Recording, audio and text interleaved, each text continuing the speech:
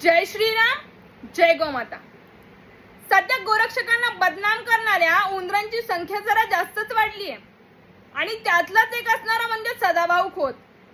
मनामध्ये पहिला तर विचार असा येतोय की सदाभाऊ खोतला सदाभाऊ खोतच म्हणू की सदाभाऊ कुरेशी म्हणू, कारण मागच्या दाराने वर्गणी जमा करून होणाऱ्या आमदाराला किंवा मंत्र्याला किंवा कडकनाथ कोंबडीचा भ्रष्टाचार करणाऱ्या चोंबड्याला गोरक्षकाची किंमत कळू शकत नाही।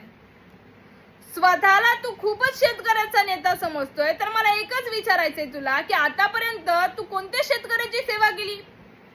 गोरक्षकांबद्दल तू एवढा बोलतोस, तर आतापर्यंत तू कोणत्या गायचं शेण काढलंय किंवा तू कोणत्या बैलाचं शेण काढलंय म्हणून गोरक्षकांवरती बोलण्याचा अधिकार तुला प्राप्त झाला?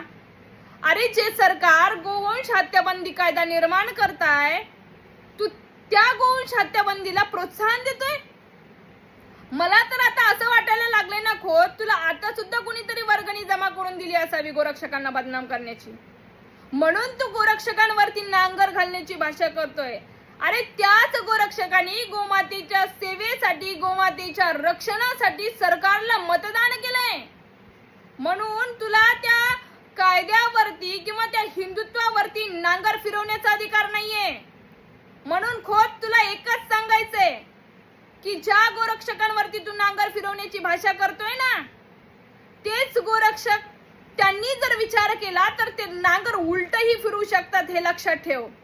म्हणून तुझ्यासारख्या चोंबड्याच्या बोलण्याने गोरक्षकांवरती काही फरक पडत नाही।